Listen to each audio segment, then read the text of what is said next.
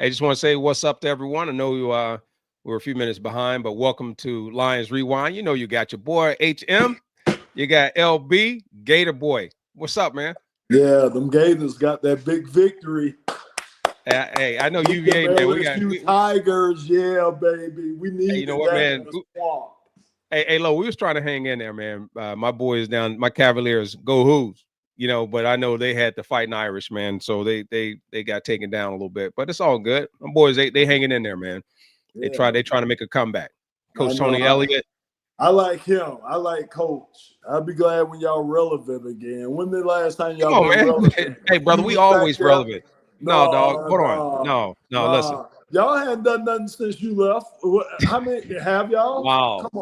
Come Man, on, Tiki, Herm. hey, man, Tiki gonna have something to say about Yeah, that. okay, you're right. I forgot about Hey, Lush. hey, I hey, forgot even your about boy, Lush. man. Hey, uh, come on, Chris Long. You mean tell me, man, they gonna have something? Come on, man.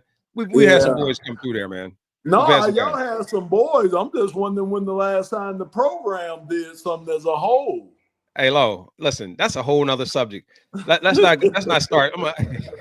Yeah, all right. I was just wondering.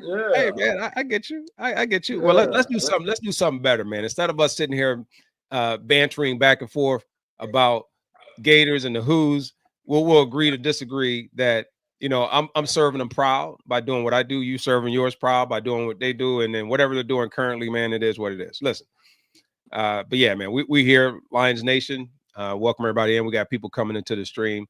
Big game. Hey, Lo, what about the beat down in Motown? I mean, yeah, come on, man. Down at Ford Field. I yeah. just can't. I could not wait to get.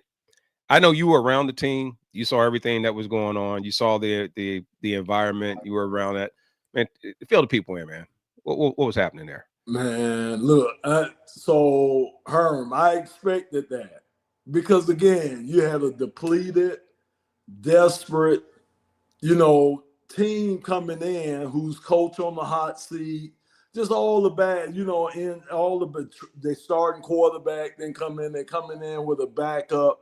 So the Lions did what they were supposed to do. If we're the team that we are, and I think we are, we did what we were supposed to do, Herm. We were supposed to put 50 up on the boys, man. And we were supposed to do it that way. I got a little nervous in the beginning because we started off slow. And I'm like, wait a minute. Yeah, because I'm like, wait a minute, man. We don't need to start off slow against Jacksonville. As you know, the last time we were together when we beat Jacksonville, we beat them, 44-0, I think, Yeah, when we yeah. played them and stuff. Oh, Yeah, yeah. man. We put that. We did that BTA to him. Yeah. Yeah, yeah. So that's what I'm saying, Herm. So they did what they were supposed to do, man. I'm telling you, they on a roll right now. They feeling confident.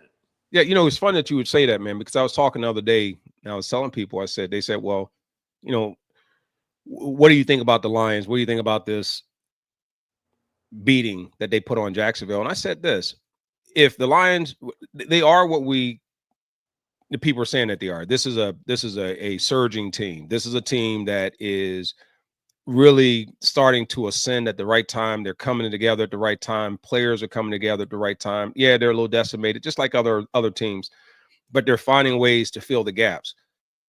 And I would have been disappointed if they didn't beat them up like they did, because Yeah. That's what you're supposed to do. You don't play down to the competition. The Lions were definitely the superior team, and they went out and they handled business like that. I was nervous as well because I saw that they picked up a little bit of the blueprint from what we saw against the Houston Texans, in that they were getting the passes out quick. They weren't allowing the pass rush to get there. But Aaron Glenn, again, to his credit, they adjusted really quickly and went into man. And they started committing more people to the line, and they basically knew that, player to player, lining them up like that, they were going to be able to be the superior team. And the adjustment didn't have to happen after series, you know what I mean? And stopped them in that first drive, held them to just that field goal. But man, I was like this, Alex, I'll name that Jaguar for $5,000, because I could name a player. I'm being Hey, honest, man. I couldn't name a player. I know And no but they do disrespect, no have, disrespect. It's just like but Herm, that was the difference in those two teams. yeah, they got some talent over there, man. But it's just not. You know what I'm saying? It's It's not not a together. collective. Yeah, they got ETN. He's a pretty good running back. He's all right. I kept Calvin Ridley, he's Yeah. out. So that he would have been a big weapon. And then also Christian Kirk, he's out for the year. So they were missing him. And then of course we talked about Trevor Lawrence, their quarterback, being out. So on the defensive side of the ball, they got the Oluokun. He's a very good linebacker. Trayvon Walker, the guy that went before Aiden Hutchinson went, we shut them down. We didn't have to worry about their defense because of our offensive line. And I knew our offensive line was going to come out and handle their business against their D-line. We did both in the run, the pass. Man, they could do any and everything they wanted to do the other day. Man, one time Jared started off Herm. He looked right. He would look right. Came back, looked to the middle, came all the way back and looked left side to throw a pass. I don't know if it was a scoring pass or not, but that's how much time he had to scan the whole field because of the O-line giving them that time. So it was a complete beatdown yesterday. Well, we saw it because Jacksonville, they couldn't go into man coverage. Soon as they went into man coverage, they got exposed. St. Brown was just destroying them anytime they got into man coverage. You can't play J-Mo one-on-one. You got to make sure you got him combined. He's got to have a safety or some type of a combination on him because of his speed.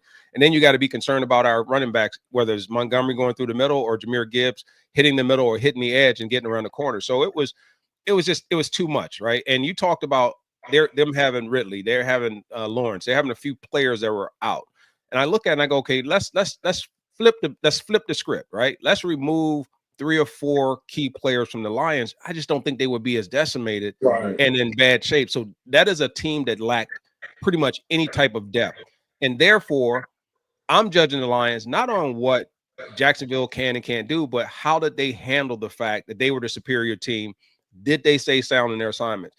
Were they going out and making sure they were playing with discipline and detail? And also, were they playing with the same level of intensity no matter what happened? And the engine on these guys, man, it stays at high level regardless. And it's hard to find that. And it's been a while since I can say, listen, I've seen a team that come out in the first quarter look the same in the fourth quarter, in terms of their energy level and the way in which they approach it. So kudos to them. Know we got people coming in. Want to again welcome everybody, man, to Lions Rewind. Got your boy Herman Moore, Lomas Brown. Wait, let me just tell everybody, Herm, this is the Bloomfield Blackhawks. Yeah. I don't want people to think this Ravens because it looked like a Raven. I don't want them to think it's Ravens, so it's Bloomfield. It's the high school I coach. So hey, Lo, man, I know you just all this, man. You good? Yeah, I just wanted to make sure, man. Let the people know, man. I know. I'm just saying, man. The logo's like right here, man. You just all over everything. Look, like I'm looking at myself on camera. If you look at yourself on camera, it's kind of opposite, huh? That's all good, man. Yeah. Hey, I'm glad, brother. You're showing the Bloomfield football team some love. Yeah, it is. We like doing that. But hey, it's one thing. I was looking at the comments, man. One thing I wanted to say. One, give a couple quick shout outs. We got Kurt. We got Altonio. Let's see who else we got on here. Keitho, always there. Good to see you again. Bo, always appreciate you, brother. And Bo had said one thing, man. He said the Jags gave their mad minute. They gave their mad minute, got 3 points, and that was all downhill from there, man. That was hilarious. It was. K.A. Press, appreciate you always joining. We got Dull Spoon. But yeah, man, keep joining us, keep smashing that button, man, to join, to like, to follow us, to do all of it, man. Check out all of our social channels, letting people know what Lo and I are doing here. We love talking Lions football. But yeah, man. So right now, if you had to go back, let's go through it, man. What's your assessment? Lions offense. Let's start there. I mean, it's nothing to assess off the offense, Herm. I mean, it's what they've been doing. I mean, they've created their identity. Their identity is to be the bullies. And they're going to bully you at the line of scrimmage. And then they're going to hit you with all these weapons. I don't think I've ever been around the Lions speed, including our teams, with this much speed. You know what I'm saying? When you talk about J-Mo and then you talk about Jahmyr Gibbs, the speed is outstanding on this team. And, those are just 2 of the players I'm naming off. But you look at, a guy who didn't play, Sam Laporta. just at that tight end position, what he brings there. And the thing that I love about our team and the offense is that they're resilient, man. It don't matter who goes down, who they have to put in there. It's like the next person is going to step up. So that's been good, man, because we know, because like you said, man, and I seen the question earlier asking us what we're going to do about Alex Anzalone being gone. But I think the next guy up, I think that's that mentality that they have, and they're going to keep doing it. So I'm looking at the offense, and I'm always looking at how will this offense compare, because they're not going to face defenses like this all the time. They're going to have to click against some much better defenses. They're going to step up going forward. They're not the defenses they're going to face going forward are going to be better than what we saw with Jacksonville. There may be a little bit of an opportunity there against the Colts, but outside of that, the rest of the 7 remaining games, at least 6 of those 7 remaining games, they're going to be faced. They're going to be tested offensively. And they're going to be facing opponents who have not only a defense, but have an offense to match. And they may not be able to match them player by player, because I think the Lions right now, they have a depth that is unlike what we see in the rest of the NFL in terms of having competency at every single position. And then, it's not a huge fall off, but there's a little bit of fall off when you start going to the backups, but you have enough players that can pick up that slack, right? And when I'm looking at this offense, the only concern I get is, and it's not even a concern. And Bo, don't you beat me up, man. I know you and I were going at it the other day, slightly. I love it, but I will nitpick a little bit, and it's not so much nitpicking. Lo, we deal a lot with detail in our profession, and what I'm looking at is how do we assess an offense that will face these other opponents. They play a lot in the middle of the field. The offense plays a lot in the middle of the field.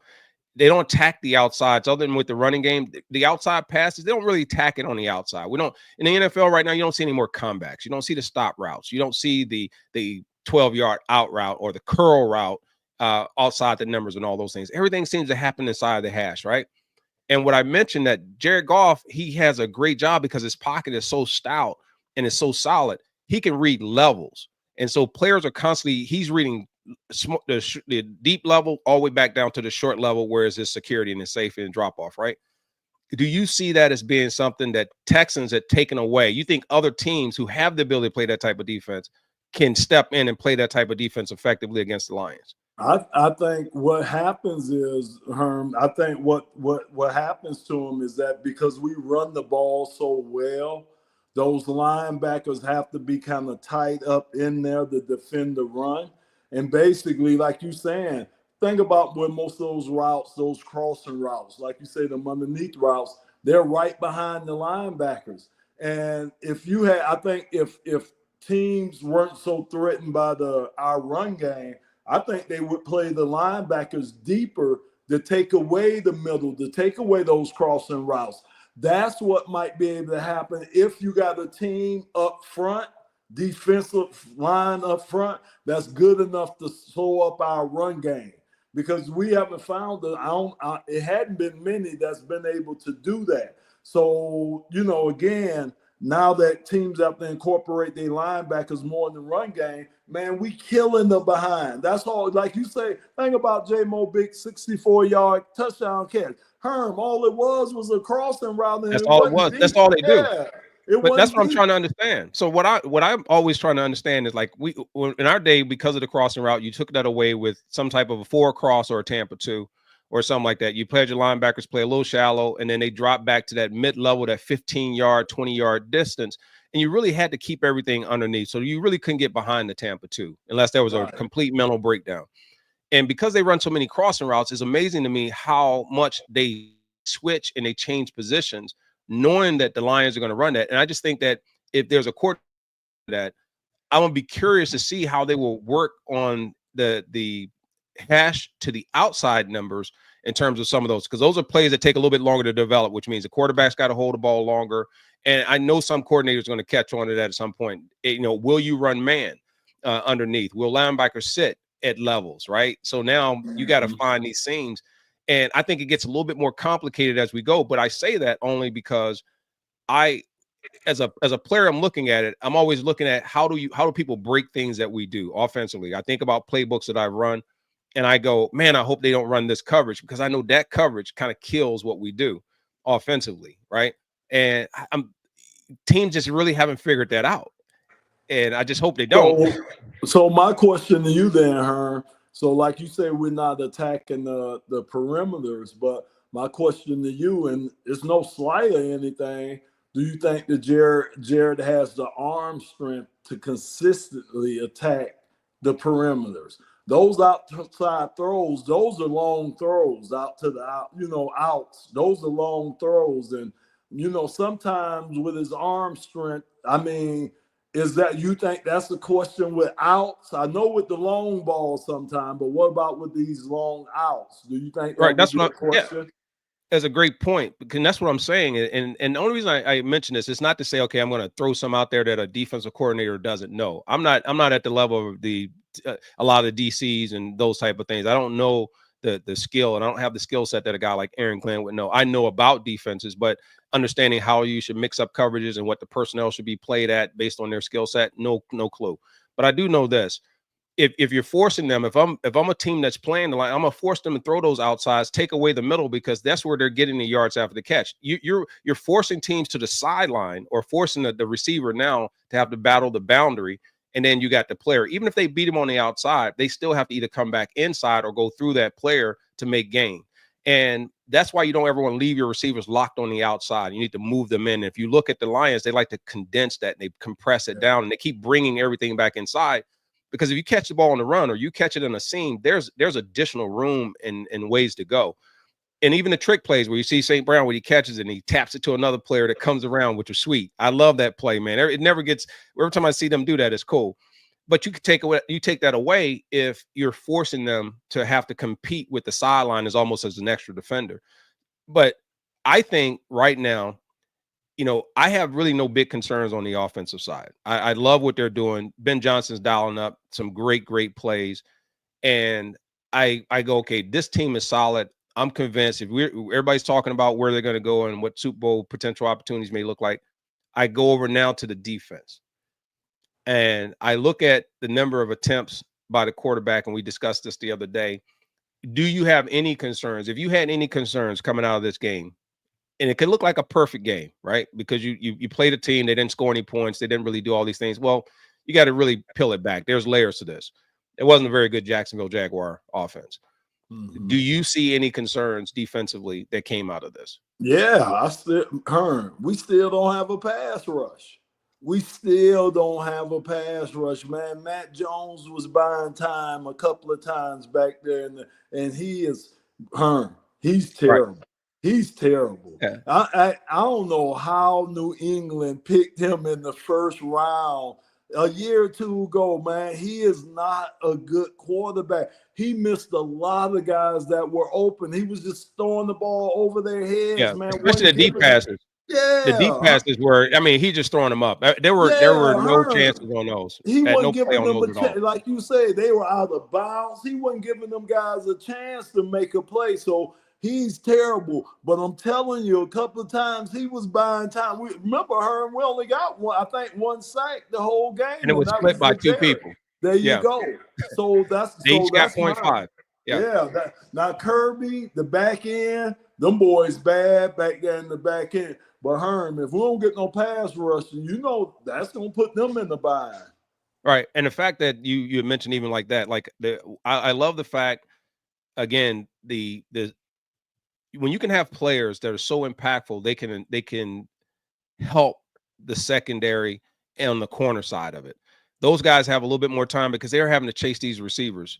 And if you get really good receivers, right, switch it, put our receivers on some of these other teams and don't allow you to get to the quarterback. And you can see the damage that they can do, right?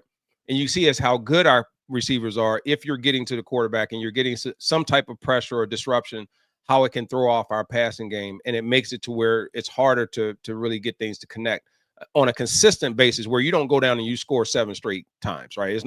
It's hard to do that in the NFL this day and age if you have any type of competency in the defensive side.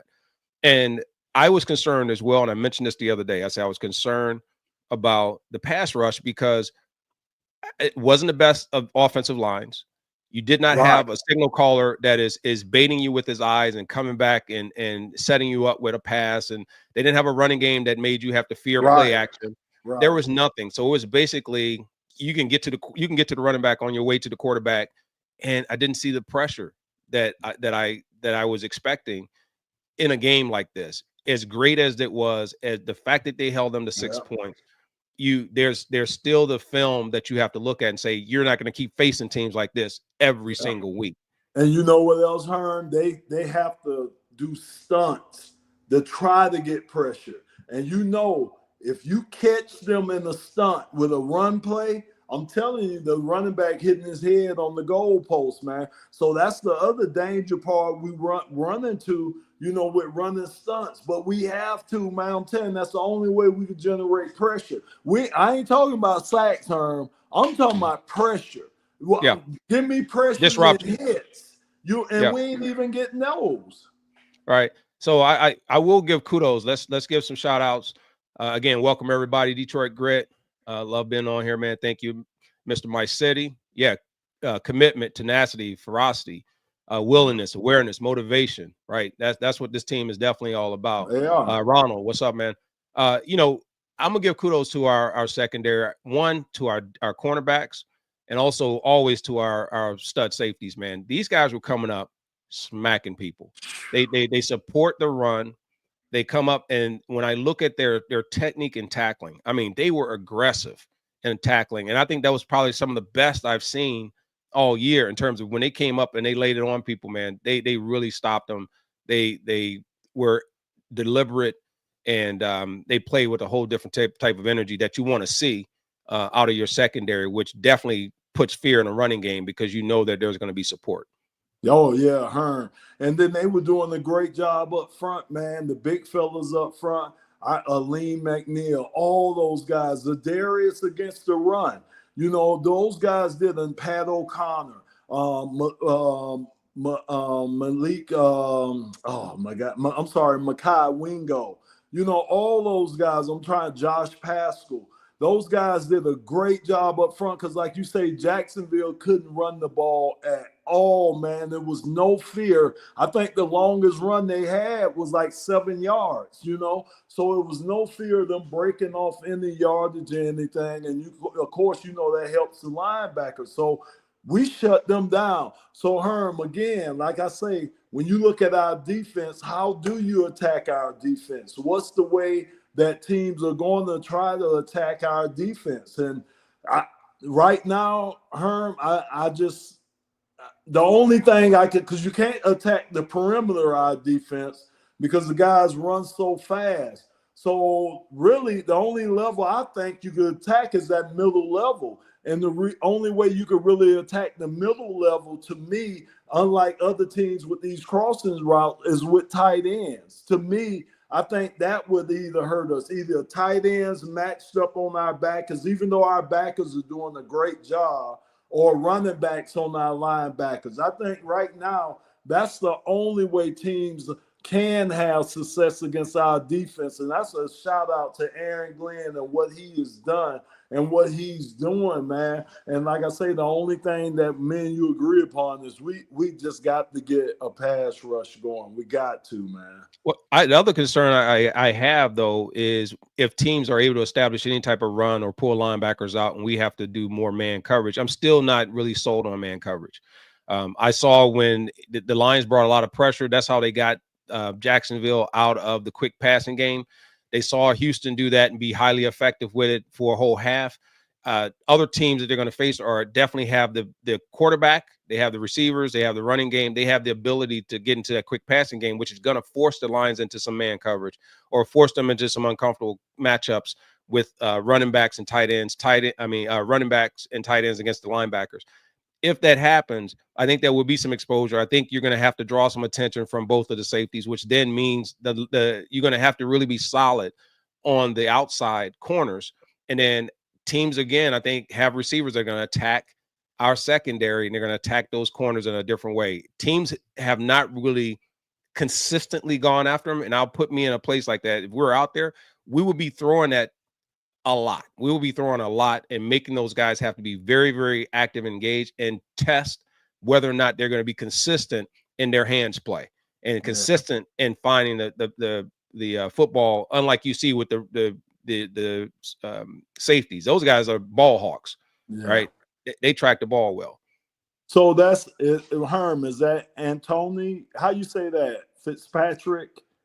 Or is Anthony. that Anthony? Okay. I didn't know whether it was supposed to be Anthony, but so we talked about Jacksonville, but what other game, Herm? It was another game. I thought, man, well, kind of really the Dallas game, that Dallas playoff game. Oh yeah, that was a beating. Yeah, I mean, we didn't beat them by the score that the Lions put up, but we dominated them, man. We dominated them from the first to the first quarter all the way through that game. They didn't stand a chance, and we knew that. We knew that early in the game that we were going to beat them guys that day, man. And look, Herm, it was all y'all. Remember, we didn't hardly have to use Barry. B only had that one run. Other than that, it was you, Willie, all y'all guys handling the business. Yeah, from an offensive play, I would be curious. I know, Scott, I think on the one Thanksgiving Day game against the Vikings, when we had the shootout at the Dome, I think it was something like 41-38 or something like that, 44-41, something like that. I think we won by a field goal. And I remember in that game, you had 3 receivers over 100. You had Barry over 100. Scott threw for 400. And that was kind of one of those complete offensive games. But then it shows like if you get into a shootout, how you have to bring that along. So I haven't really seen where it was so dominant, where on both sides you completely shut a team out.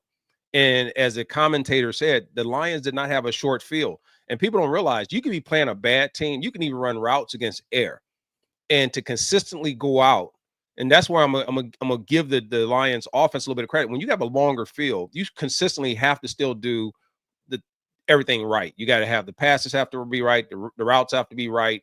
There are people out there on the field, so it's not like Jacksonville didn't have people on the field, and they were able to make touchdowns and get into the red zone, be efficient and consistent in that area with a long field. So that just shows me how they're dialed in, man. It's just I was hesitant at first. And you and I, we went back and forth on it. I said, listen, the season is long. A lot of people came in, hey, Super Bowl day 1. And then you got those that said, you know what, the Lions are going to go, 16-1, 15-2. And I'm gonna be honest. I can be honest about it. I said, no, it is not that easy. You can wish that and want that, doesn't happen.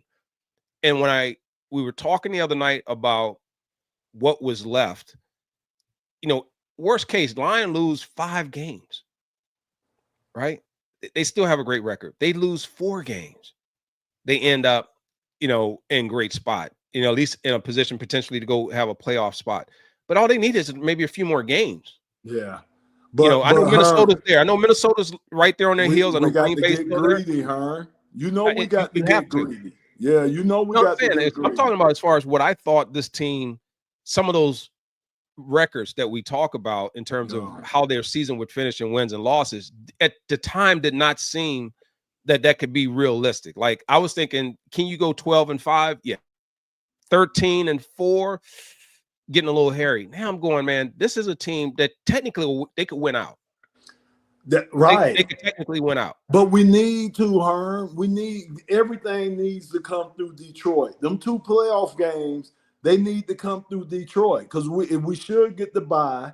If we're the number 1, we'll get the bye. So basically, we'll have the divisional game. Then we'll have the NFC, conference championship game.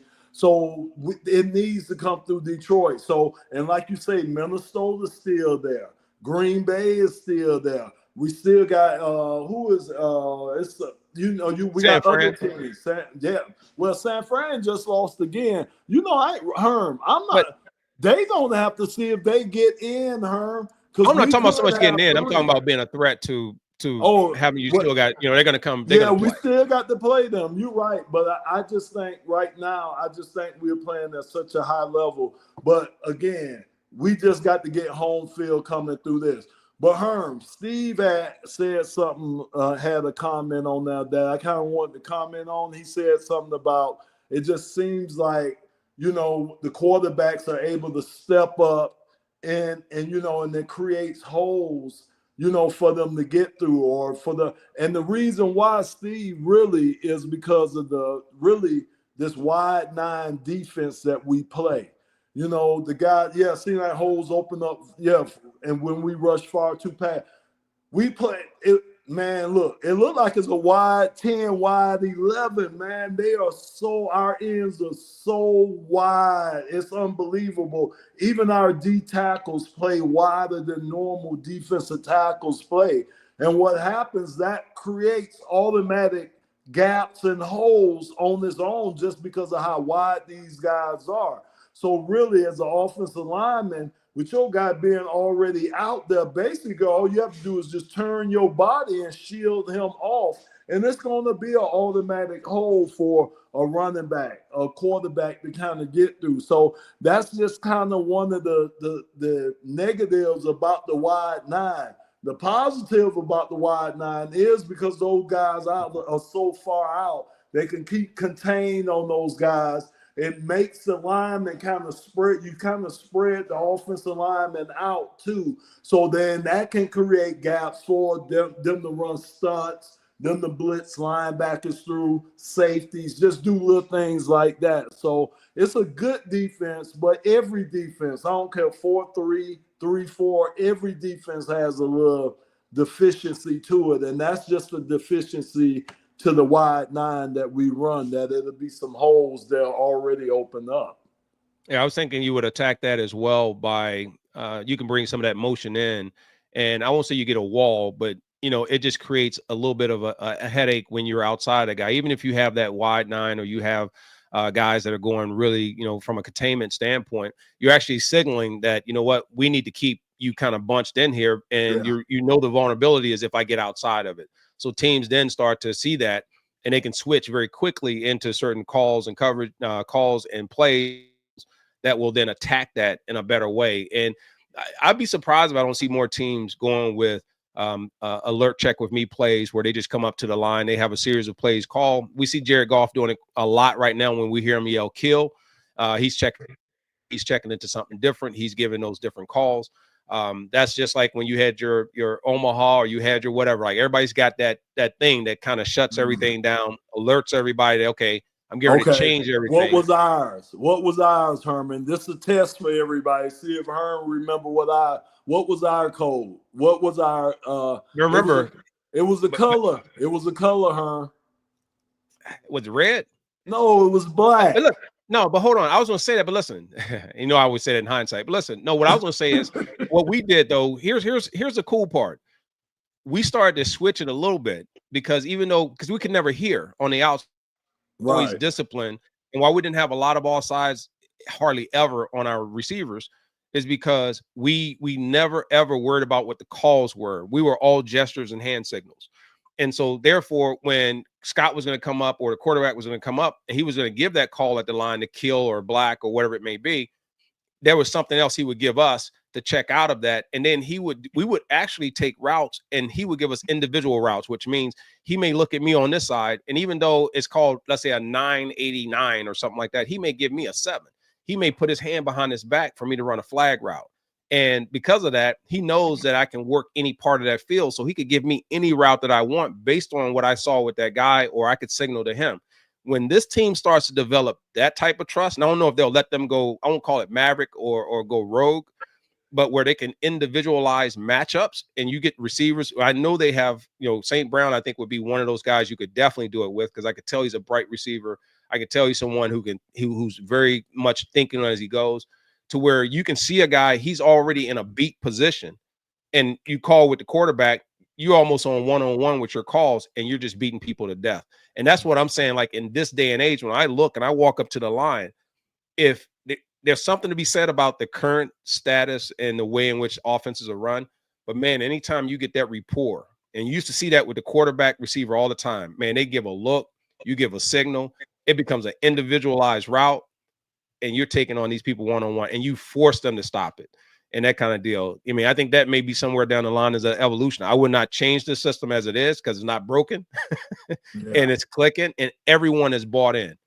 And so again, man, kudos to them. Coach Campbell, man, continues to go out and really set the example. I think he's completely turned what to expect out of a head coach upside down. And I think the other coaches, in my opinion, are looking at him and they feel a little uncomfortable because their players are fanboying over Coach Campbell and going, man, I like his style.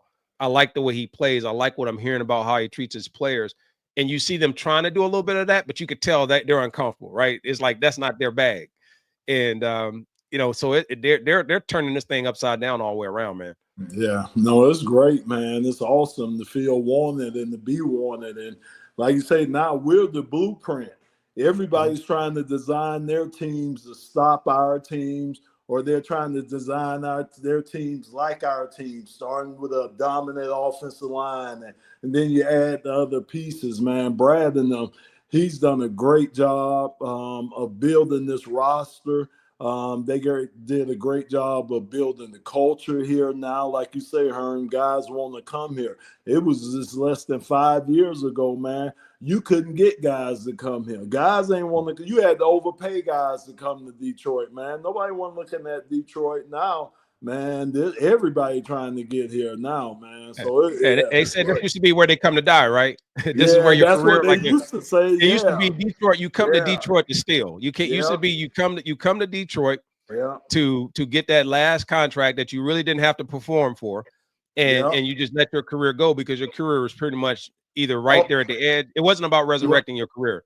No, and Herman, what about the coach? Remember, it's no coach that has coached here. That's went off and coached again. Yeah, they were saying coaches came here to die too, man. Yeah, but coaches came here and got paid. Even some of them, they did. And made the bag. They walked away with the bag, man, and they left us with nothing but crumbs at the bottom and grease stains. You know what I mean? You're right. You're right about that. Hey, again, Lo, I'm gonna give a shout out real quick, man, to a lot of people that's joining the chat, man. Appreciate Steve. Thanks for jumping in. Let's see what else we got, man. We got Detroit Grit. Appreciate it. Thanks for coming in. We got D. What's up, D? But yeah, man, Jay Ware. All right, that's what's up. So Lo, where do we go from here, man? We got the Colts coming up. Anything we need to be looking at? Anything that's jumping off at you about the Colts? Well, I know, again, they've been going back and forth. They went back to Anthony Richardson yesterday from Joe Flacco, and he had a good game. He did, but I'm just not sold on Anthony Richardson. I'm telling you, man, things are lining up, Herm. They lining up for you said it, man. I'm gonna give you your due. Hey, Lomas has said this from day one. This is another not good quarterback that we facing, man. So I'm serious. I don't know if we should have problems. Jonathan Taylor, he's a really good running back. They got a pretty good offensive line, but I think we'll stop them. Pittman's a good receiver, but again, Herm, the quarterback, can he get the ball to him? You know how that is and stuff. Yeah. So, and then you got them ball hawks at safety back there. So I don't think this. I definitely know we'll win this game. I just don't know how comfortable we'll win this game, but I definitely know we're going to win this game against the Indianapolis Colts. I'm going to look at a little bit more film before we leave on Saturday. Okay, and I think if I did my math and I did everything right, I think we got 5 of the last 7 at home. Yeah, man. And so, I mean, when you talk about things lining up and really controlling your destiny, and that's what coaches will talk about at the beginning of the year, we have to be in a position where we control our own destiny. And one, it starts with how we play. The next one starts with how we execute and how we keep the culture and the mindset set on one prize where it's all collective and we're all trying to win this championship. And Coach Campbell has done that. There are some things he got to clean up on defense still, in my opinion. We did this last night, and I just be curious since we got, a couple hundred people, man, we know that are out there. You guys want to jump in? Young ladies want to jump in? Shoot us over right now in the text, man, in your chat. What do you think the Lions record will finish as? Last night we had some that were going to go all the way through, finish 16-1. And I want you to give me your realistic. So Lo, give me your take on what you think realistically. And again, we're hypothetical. We can do that right now because the Lions have already shown, man, that sitting where they are at 9-1. Hey, man, You don't look at them as being hypothetical. I think we look at this team as, again, being real, and anywhere along the way they have continued to show that they're for real. So anyone wants to throw shade at them and throw and say all these other things, I think they've answered the bell all across the board. So what you got, Lo? I know we got Buffalo left. I know we got two divisional foes coming here. And no, actually three. We still got all three divisional games coming here: Chicago, Green Bay, and Minnesota. But like I say, maybe I could see maybe like two more losses. Maybe. I think Buffalo's gonna be tough. I think Green Bay and I think Minnesota is gonna be tough. So maybe three losses. Maybe we're looking at, like you said, 13-4, or maybe 14-3.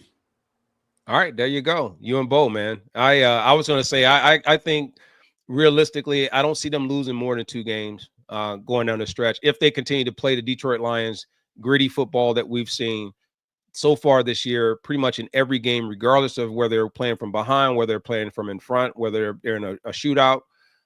This team has been prepared properly. This team has, I think, if I've ever seen them in a place and an opportunity to go all the way, everything is aligning to give them that opportunity, and it's in their hands. So maybe 2 more. I'm gonna go 14-3 as well. We see a lot of got 15-2. We got some 16-1. What's up, Deanna? We got a 19-1, which means, you know what that means? That's all the way. That's all the way to the house. Yeah. So we just in the regular season right now. Yeah, Detroit Grit, man. Like right there, he's taking them all the way through the Super Bowl, and all they're going to end up with is with that one loss, man. And that's what home field advantage. That's what a bye, and then having to win 3 games. Or 2 games at the end of that. So yeah, that's it, man. I love the fact that everybody is all on this. This team has been nothing short of just outstanding. You look at what their 2-3 year run, really their 3-year run, has been building up to this, and I see why everyone's very excited. So kudos to St. Brown. I want to say that to him. 11 targets for 11 catches, 161 yards, 2 touchdowns. That's who I gave my game ball to. I thought he was a player of the game. He's continued to show his consistency, and even though he had some games where he really wasn't targeted as much, he has come through in each of those games where he didn't catch as many passes, and he caught critical passes that gave them the victory or gave him opportunity to win. So kudos there, man. You got any parting shots? Well, I gave my game ball to the whole offensive line because, again, everybody got fed yesterday, and the only way they all got fed was because Jared had protection to feed those guys, and they had a hole to run through when they needed to run the ball. So that was that's who I gave mine to. But yeah, man, everything's looking good, Herm. Again, I feel bad for Alex Anzalone. That's going to be a big miss for us with Alex going out. Jack Campbell played well. Malcolm Rodriguez is there. Hopefully those guys can hold it down. Ben Neiman, Nowaski. Hopefully those guys can keep it going while Alex is mending up, man. But other than that, I thought everything was solid other than losing him. Right. I think both with Hutch and with Anzalone there, I think they have a lot of wanting and reasons to get to the Super Bowl. I think they want these guys to come back and at least be able to take to the field and touch the field, man. So kudos to them. Appreciate everybody for jumping on. Don't forget, continue to join and catch us after the game. Herman Lowe, we're here doing the Lions Rewind here on Lions Nation Unite. And I do want to say this, Lowe. We're going to make sure we give out. You still see me? Oh, yeah, we can still see you, man. What's wrong with you, man? All right, okay. Why you always got to get challenged somewhere in the chat, man, and they're showing me the chat stuff. I was trying not to get you. I was trying not to make you have to do too many things, brother. Oh, all right. You all right? Okay, yeah. We need to get you an executive assistant while you over here on these streams. Yeah, man. What's wrong with you? Hey, everything's wrong with me. Both Southern. You go back there and finish eating your little oxtails and your collard greens. Yeah, I'm about to go. Yeah, I'm about to go. Yeah, you do that. Well, we appreciate everybody on here. And again, join us every week. We're after the games. Look forward to seeing you here again. Lions Nation Unite. Go Lions. Go Go Grit. Lions. Go Boom. Grit. Boom.